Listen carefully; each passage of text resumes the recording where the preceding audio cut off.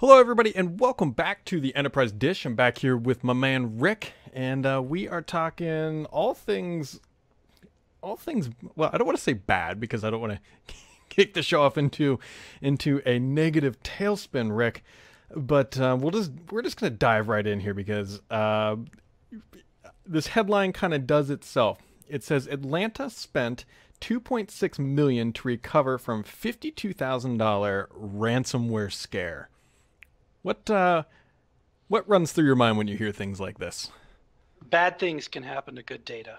And I have nothing but evidence that there's nothing but opportunity to be completely resilient against ransomware. It's bad. I mean, Mm-hmm. I have a group downstairs that fields calls every day when ransomware gets in the data center. It's not just a PC problem, right? And yeah, I've been focusing on it as a kind of a secondary focus for about a year and a half now. And I've been writing papers and tips and you name it, but we still have things show up where it's bad. And there's so many different types of ransomware. I mean, I think CryptoLocker, right, was one that got a lot of Mm-hmm. fame, but that one's probably not even a threat anymore. Some new one will come out. I've seen them even hit applications like call SQL encryption and then delete database backups. It's real smart like that. So these are bad. These are bad situations, and I shake my head because we just live in a world where we shouldn't have to say that the price of the ransom is more attractive than trying to do a restore. And that just it. I almost might need to excuse myself and go to the bathroom and throw up with that type of news. But that's just not the world that we should live in. And I work really hard to not let people get into that type of situation. Yeah, there was actually, and I find this humorous in a very sad sort of way. It was actually from some FBI documentation that I think might have been come from a Freedom of Information Act. I'm not going to name the companies, but I believe it was out of New York. They got hit by ransomware. And so they were much like the city of Atlanta. They didn't want to pay the ransom, which is for obvious reasons, because if you pay them, then they're just going to come back and do it again or, extort someone else. And it doesn't really fix your own problem, let's just be honest here. But so what they did was they hired a third party company to come in, much like Atlanta did, and they charged them some sort of fee. Here we already know that Atlanta paid 2.6 million. We know that it was higher than the ransom. What the third party firm did was just pay the ransom, restored all the data, and then charged this company obviously more for the time. Like it's that's the circle of life of ransomware right there. Well, there is a value. Okay, now this is one thing I could kind of go on a soapbox for. I was looking up more information on that, but there's a value to. I like to say that data is valuable, but storage and backup and labor around it Mm-hmm. is cheap, right? So what the data is what we care about. So if you're in a situation where you run the risk of losing everything, there's actually not it's not too far fetched to think of what do I need to do to make sure that this one shot brings everything back. Yeah. Because our mindset, at least at Veeam, our product mindset is if you have ransomware, the only option is to restore. You really can't trust it. Security people say don't pay it. I've seen people who have decrypted, and it's just like it just feels dirty. If Mm-hmm. they say that the file names have extensions and or extra name things in it, and I just can't trust that type of data at that point. But I can understand an overly precautious uh, approach to getting out of that problem. But still, my logic is if you design correctly, aka pay now versus paying later, you'll not be in a situation where you have to even think about that type of thing.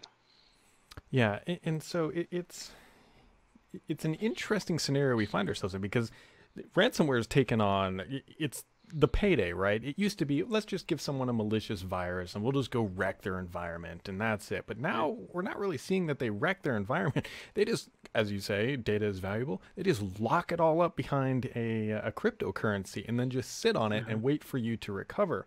Which brings me to the next question. So your method, your recommendation or logic here is that you're just going to restore because your data is dirty at that point. Why not go back to a clean data set, which makes has some solid merit behind it.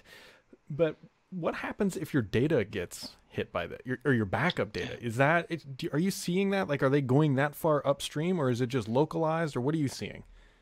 Yeah, we have seen situations, and I'm sure other backup products have had this, but situations where the target is the backup software. So in this environment or in this situation, additional designs that I've written up can help build resiliency here. And the number one thing, have a different credential to get to your backup storage. It doesn't have to. If you did change operating systems, like from Windows apps to Linux systems with storage, or from or the other way around, Linux apps to Windows storage, or to like some of the dedupe appliances have their own completely different authentication mechanisms. This authentication framework is the problem. I cannot tell you, Brad, how many times I've seen customers make their backup account like a service account with Mm-hmm. permissions everywhere. I mean, it works, it's easy, but that service account becomes an incredible conduit of propagation of ransomware. And it's got to stop. And that's something that, no matter what backup product you're using, that's a free tip. Use a different set of credentials to both do the backup, to run the backup application, and then yet another set of credentials to put backup somewhere. So accessing the storage on a different set of credentials, that's a free tip no matter what you are using, that'll help you be more resilient. And even consider going off domains and off of, because a lot of them have discovery capabilities, right? So going off of domains. And in fact, we'll get to this in a second, but I'm doing a presentation next month at VeeamON, our Veeam's event, Mm-hmm. about the latest tips to be resilient for that. So I've written up a bunch of them at white papers at veeam.com, but it's all about the design, and think about how these things could propagate, and be aware of apps, and be aware of different things. And at the end of the line, there's one thing we haven't said yet: offline storage or air gap storage. That's the one thing that'll be, without a doubt, the most resilient to these types of threats, and that has to be part of the design as well. Yeah, and I think you bring up a really important point right there. Is obviously air gap is going to be the best, but it's also can be the hardest to kind of do, right? Because there's a little air gap, and people don't. Based on the customers that I talk to on occasion, their air gap backups, they're good, but they're not as frequent as say they should be. And I know you've said, Rick, at least on this podcast, or if not, whenever we meet, that you either pay now or pay later. And so I think this is one of those times where people who are listening to this show really need to understand that you need to invest up front. Otherwise, you're going to find yourself, and we can just use it. They're not going to like this, or you're going to find yourself in Atlanta as Atlanta, which is not a good place to I be. like to say that there's offline and then there's semi-offline. And the reason why I'm snickering, and I apologize, it's a very serious topic. It's kind of like saying that you're semi-pregnant or almost pregnant. It's offline or it's offline. But I want to highlight there's some other capabilities that are very effective in these situations. One of them is storage snapshots. Okay, in a wipeout situation, they might be very helpful. And the other kind of trick to that is make a storage snapshot of your backup storage. Whoa, lights go off, ideas everywhere around the world. How many people out there use the old SAN as their backup storage? Mm-hmm. Probably has a snapshot capability, and that's a completely out of band thing. Replication technologies that are asynchronous are a good idea, or for an additional level of resiliency. Removable drives, things like that are additional kind of mechanical points that can really help organizations be resilient. In addition to the purest, the most pregnant example, which is tape media. I mean, everybody has a story of tape letting them down, myself no exception. But in this ransomware era, it has a use case because it's completely offline unless it's being read from or written to. But you're right, Brad. People don't do that every 4 hours, or Right. maybe they'll send tapes off once a week, not necessarily every day. So there's this like sliding scale of, the older your data is, the less valuable it is. Yep. So the older the restore point. But some of those semi-offline characteristics, or the cloud, because it's a completely different framework for authentication to hold backups. Those are additional levels of resiliency that can really give you different recovery options in this space. And again, storage is cheap, but the data is valuable. Yep. Whether it's disk systems on-prem, storage in the cloud, tapes and tapes in storage, or such. So I have a formula that somebody once told me. I cannot remember who it was, and if you're listening to this, please call me out on it or whatever. Maybe it was even from my consulting days. They said the way they determined their backup frequency for what they called last line of defense, which I think you were referring to as air gapped here in this position, they took how much money it cost them per week, or how much revenue they made per week, and how much it cost them to back up per day. And so what they did was they said, okay, if it costs us $10 million in revenue if we're down a week, but it would cost us, let's say, $3 million to back up that week, they would take 50% of that and say we shouldn't do it on a weekly basis. Once they got to 50% of their weekly revenue, that was their backup cadence for their last line of defense, which basically meant that they were doing air gap backups every I think it was about 10 days was officially their backup methodology. Then they worked backwards from there. Obviously, they would have, I think they went all the way down to 6-hour increments at their lowest level, but ransomware would clearly wipe that out. Curious on your thoughts if that's too long, too much. Well, I'm real curious to the time that you set that up, because this is probably one of the purest examples of a business-centric view to data protection and availability, where you're applying business requirements, business expectations, and business capabilities to the technical capabilities to line them up. So this is a very strategic exercise that I really encourage everyone to look at their own environment. But why I ask about when it happened is because I hate to drop a buzzword on you, Brad, but everyone is to some level digitally transformed. Sure. The farther you go back, and when I was a practitioner of IT, I can see this happen where it's like if things were down in the data center or not available over the internet or the cloud, it was okay, but that tolerance is reduced, and organizations are much more dependent on systems and data than they ever have been, and I don't see that changing. Because of that, I think that there would be some contraction of where those expectations might possibly pull the air gap forward.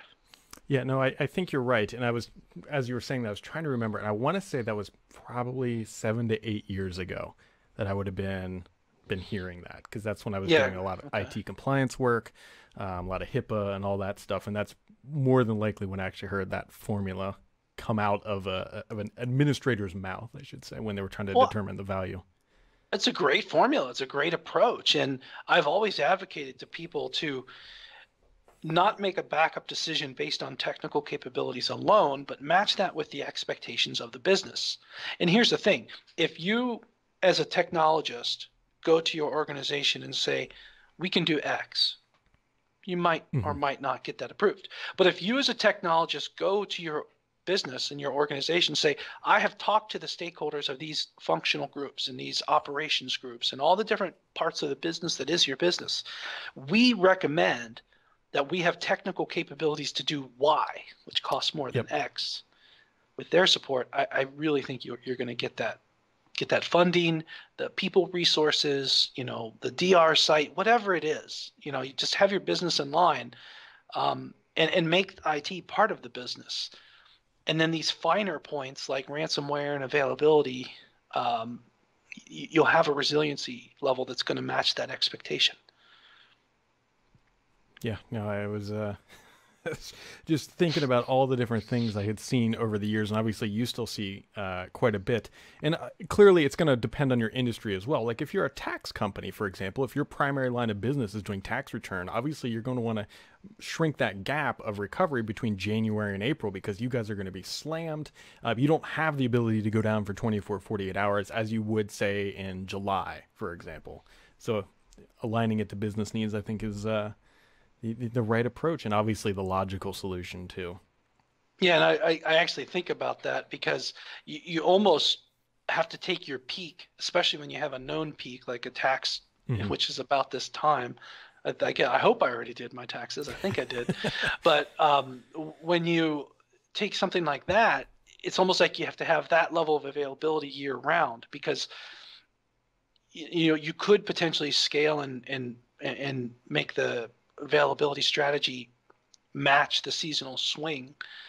But that is one of those things that, in today's practice, it might get put by the wayside. So I would Hmm. almost maintain that highest level year round. You could potentially suspend the frequency of the offline bit for tapes and, certain parts of the year to less frequent.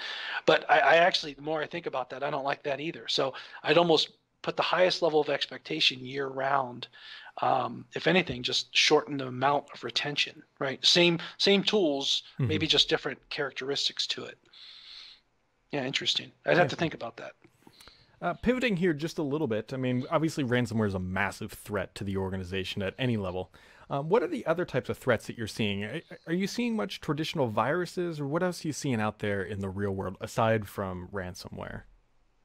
Well, I see a lot of things, and Veeam's going to soon announce some capabilities that help people again in this resiliency space. But I actually see the biggest problem is still disaster recovery. And what I mean by disaster recovery, it's not just getting backups off site, it's being able to run the business if needed in another location or without this site or without, what we know as the data center today. And this is more than a technology conversation, because you can probably get the computers running off site and the applications running off site. But if the people aren't available to use it, or if like an operational thing like shipping and distribution and receiving business functions can't happen, then there's bigger problems, right? So a broad form business impact analysis, I still think, is a gap for customers today. And that I bring that up because I've been doing a lot of research in this DR space, and I actually find that sometimes ransomware incidents are by themselves warranting a DR type of failover, because that actually might be a quicker recovery than selective restores, identifying the problems, having some things in sync and out of sync. It almost might make more sense to fail over, believe it or not. But Interesting. yeah, but that's a huge but if organizations are as resilient as they need to be, which you can't really assume that today. Yeah. Yeah, so the biggest threat is DR, I think, proper DR and knowledge transfer. So even individual succession planning for skill sets and talent, I think that's one thing, because every time you hear an IT org say, "Well, we'd have to talk with Dale about that," that's great until Dale gets hit by a bus. Right. So things like that are bad for IT today, because organizations are much more dependent on their IT. So, ransomware resiliency is a great place to start. DR is a next level of maturity. And then, lack of single dependencies in regards to people are a great thing, because if you think about what's going on in the industry today, there's aggregation of services, and it's underpinned by needing to be available. And once there's more of it, then there's going to be things like automation and more demand around those services. So we potentially have a huge digital explosion upon us. But if we don't have some of these fundamentals right, it really puts our business at risk in an incredible way. No, and you're spot on there. There's something else that I think this conversation I had with somebody last week. They said, you think of the IT pro profession, and people are like, the jobs are going away, and they're not going away. They're transforming, right? Because things go to the cloud, and people think that that's kind of just an end all solution, but it's really not. He said the pro and professional comes from how you handle an outage, because that's when all your skills are going to be tested. He said, if you want a promotion, next time your company goes down and you have them back online in minutes to hours instead of days like previously, he said that's how you grow in this profession, is preparing to make sure that when an outage occurs, because it's not an if, let's be honest, it's going to happen, whether it's in your control or not, an outage is going to occur. And it's your ability to recover, because that is the World Series for any IT pro, is the outage. Yeah, absolutely. Preparation is going to be the recipe for that. And I hate to draw a sports analogy, but Have you ever watched, and this is specifically an American football example. You ever watch trick plays? I love trick Mm-hmm. plays. Those are my favorite part of American football, whether it's the 2-point conversion, funky kick, uh, should be a punt, but oh, they're running up the other side. The fact that they practice those plays, and there's a certain amount of luck, right? The nerves, whatever, that make those work more effective than others. But you can tell they prepared, and they prepared at a level probably equal to any other play. But those are the difference makers in a game. Okay, so if you think about the competitive aspect of what a trick play is in sports, take that to the preparation for a trick play in IT. So you think that you're 4th and 100 with this ransomware, 4th and 11 might be a little bit more realistic with ransomware Yeah. incidents, right? But you need 12 yards, and you've practiced something that can get you out of this jam. And if you can pull it off at the level expected, there you go. How about an analogy for the podcast? That's a good analogy. Because you prepare for these incidents and these outages and the recoveries. And when the odds are against you and you're either going to have to turn the ball over or lose data, like you never want to consciously lose data. Because like with ransomware in particular, you have two options. Consciously lose data, pay the ransom. Those are the bad ones. Or be resilient and work your normal RPO. All right, Rick, I would go with a normal RPO. We have our official on this podcast first reader question. That came in, I want to say, a couple days ago. It was actually specific for when you were on. And it comes to us, Rick, all the way from Kenya. And I alluded to... I'm big in Kenya, by the way. Yeah, I've got a huge fan base. As complete transparency, I do give Rick a heads up about what we're going to talk about, but I didn't recognize the entire question here. I told Rick, I said, how do you prepare for Patch Tuesday? I said, do you push and pray or do you delay? And then the extra qualifier on there is that in Kenya, they have basically allotments of bandwidth from where this individual is. And so they can't just go and download the update as soon as it comes out. They have, okay, we have 4 hours to go download it. And his question to you, Rick, was how do you prepare personally for Patch Tuesday and deployments at your company? So my professional IT responsibility is for a lab right now. So it's a little different than what the reader is dealing with. But what I would recommend for tier 1 apps, and for me, this lab is tier 1. In fact, I just blogged the other day about how I thought it was Windows Update that broke something, but it wasn't. It was actually the network. But that's okay. It's another story for the pub. But what I recommend for people is to leverage technology that will test the backups, test the systems you're updating through their backups. And this is a Veeam plug. I'll admit it.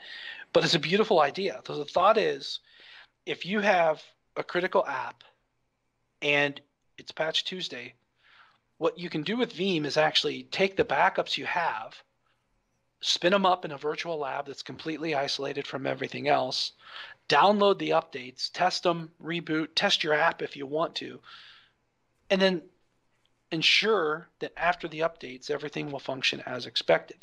So that's a technology that Veeam's had, believe it or not, since 2010. So that's one way to do it.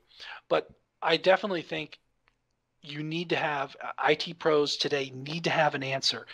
The delay is not. And the best example is, I don't even remember, was it Locky that exploited like a 2-year-old Windows vulnerability? I think so, yeah. So it's like, you have to do it because you don't want to get into a situation where you walk into that because you're not patching.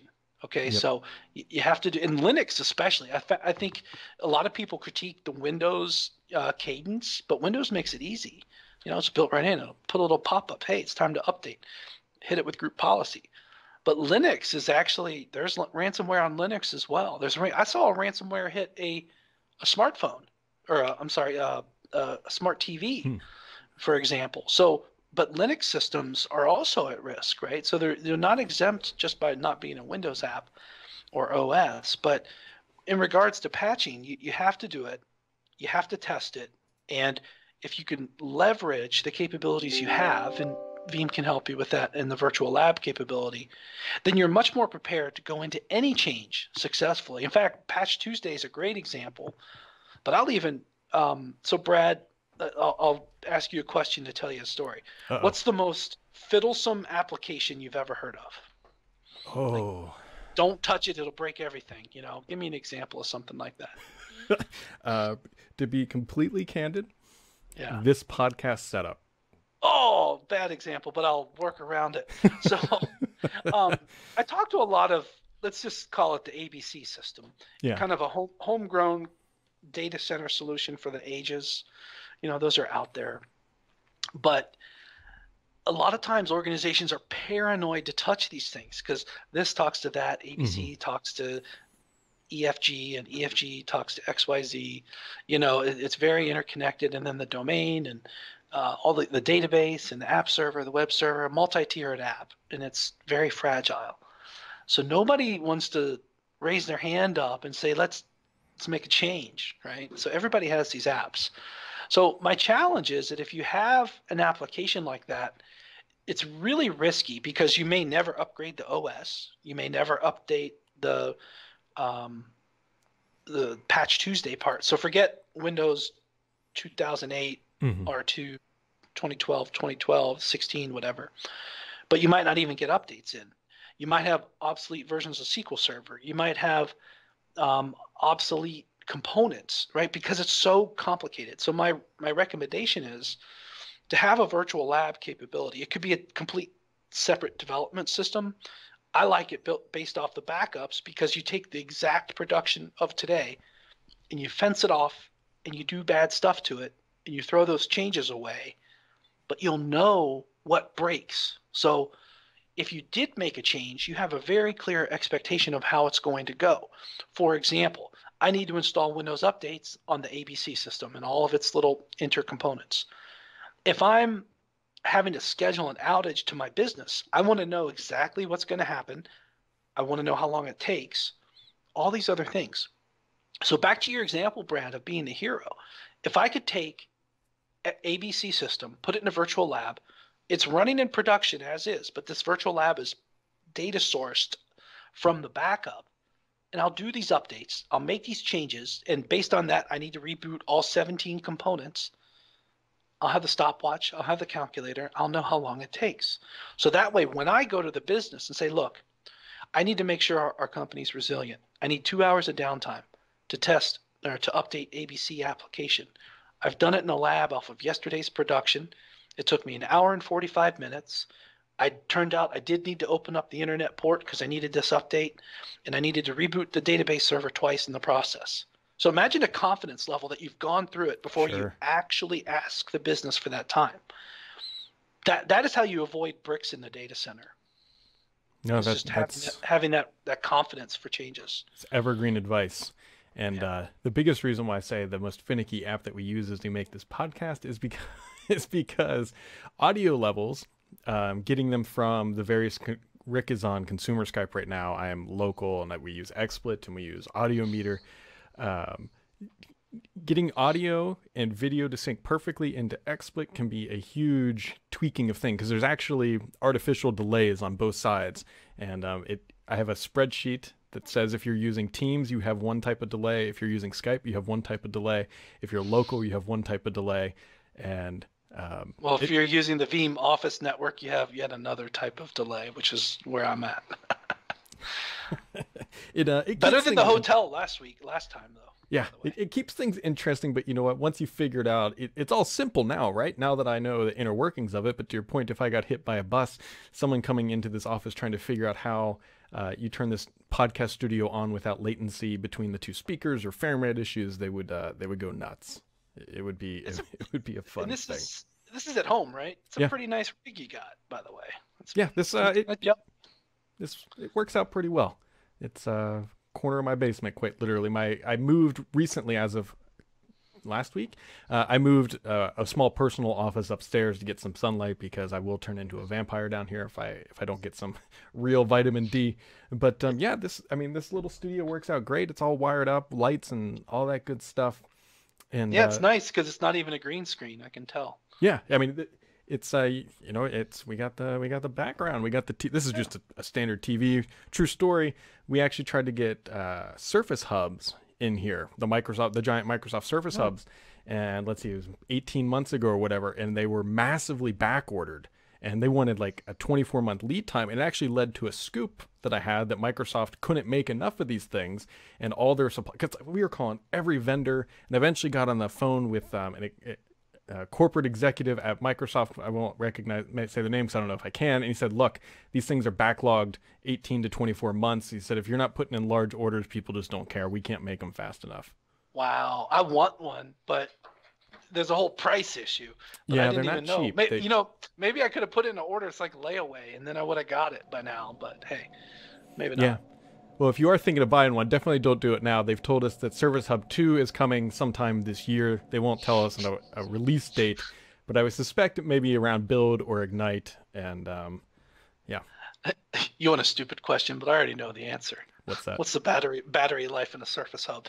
Well, they're plugged in, so it's. I know it's a joke, but it's like you say Surface, you think right. You think of the portable. I just want to see some silly individual trying to put that on their lap and use it. Well, I joked that it would have been, they would never do this, but still, I thought it'd be hilarious if they gave those things away at Build, and like trying to see people take them home on the airplane, just like trying to get through the. You win. That would be awesome. Can you imagine the guy at TSA just like looking at a whole bunch of guys just walking up with they're literally shipping crates, just like I can't put this thing under the plane. You guys will break it. And the guy would probably be from another hemisphere, so he's gonna have to pay ridiculous luggage to get it home or something. That would be funny. But no, that would be a great prize. I mean, ideally shipped to you after the show. We've done that. We gave away one year at a large industry event the Mega Home Lab. Mm-hmm. So basically, I had I want to say $10,000 shopping limit. Wow. Maybe it was $8,000, and I stretched those dollars as far as I could. So at the time, TechNet subscriptions were still available. So I had that for software, VMware for hypervisors, it was 2 or 3 servers, a shared storage rig, separate rig for backups, a subscription to a couple other software type things, a network switch, and then like either a laptop or a tablet to kind of remote admin it all. It was actually pretty cool. It was a great little giveaway, but we shipped it all to him afterward.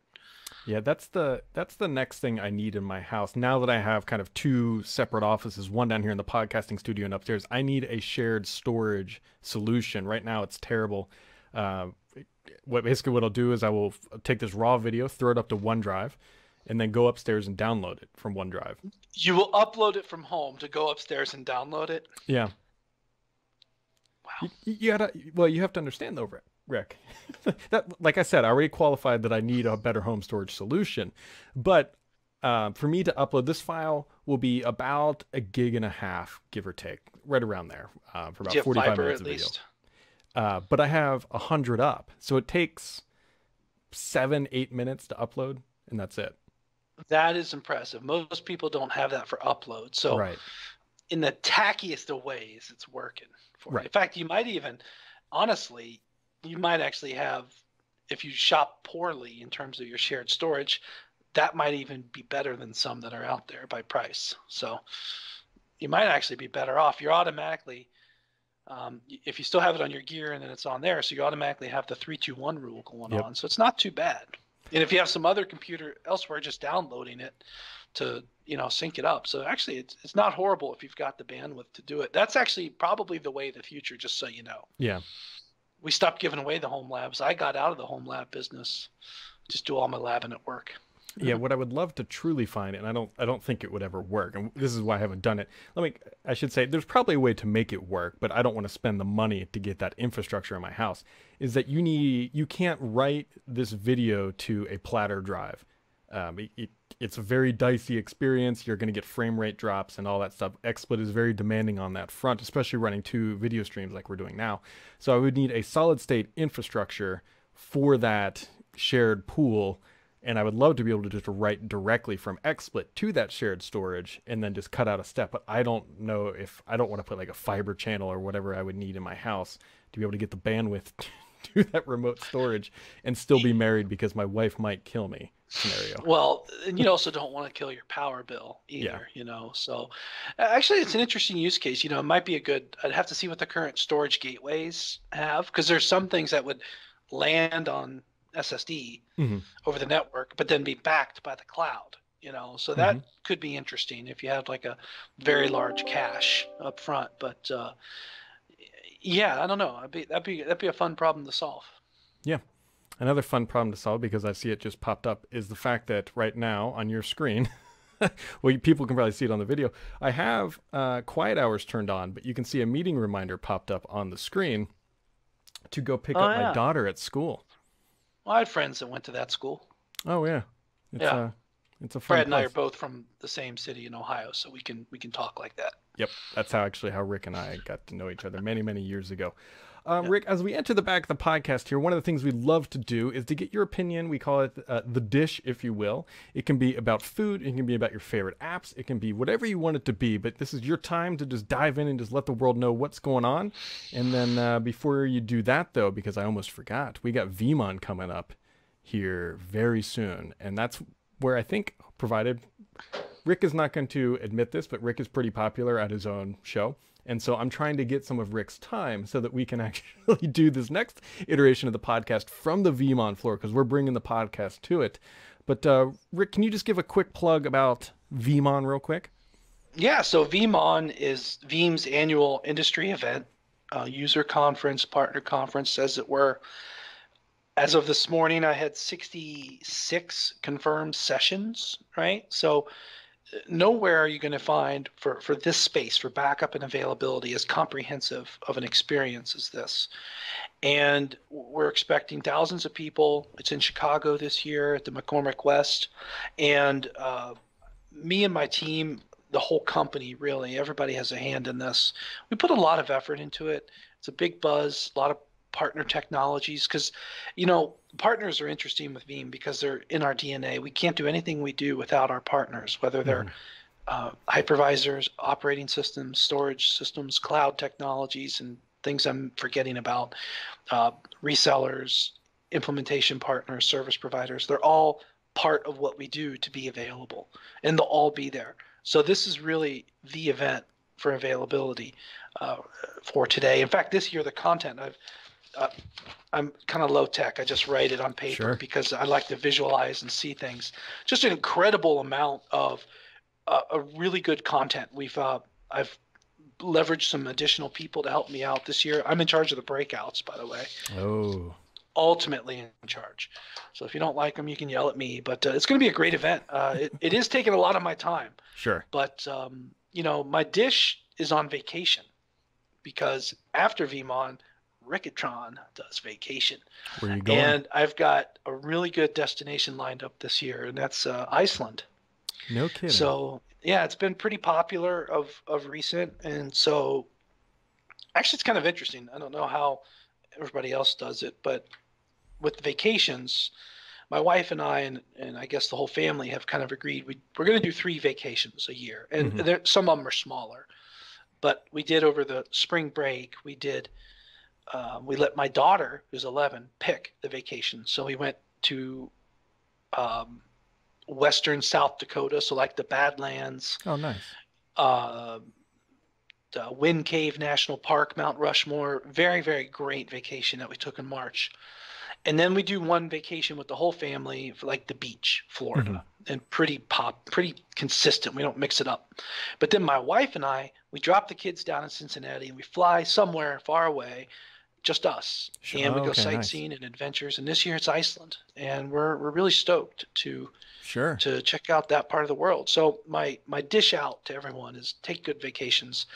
We all work too hard that we need to enjoy life a little bit. Yeah, it works out. It's not intentional, but my daughter's birthday is in early June, and we always take a vacation then, which is actually real nice because my month of May is always very travel heavy. We have Microsoft Build, we have VMon, and then I think I'm going to go to New York for a week, and then I come back, and then we go to the beach, and then we are going to go to. In our house, we distinguish very differently, and I'm sure you agree. There's a difference between a vacation and traveling. When you go to Iceland, I consider that traveling because you're going to go and you're traveling. You're not going to be sitting around. Well, I don't know. Maybe you're getting your mani-pedi No, no, no. But we do very similar, and because my daughter's still young, we're going to go, I think, back to Disney World.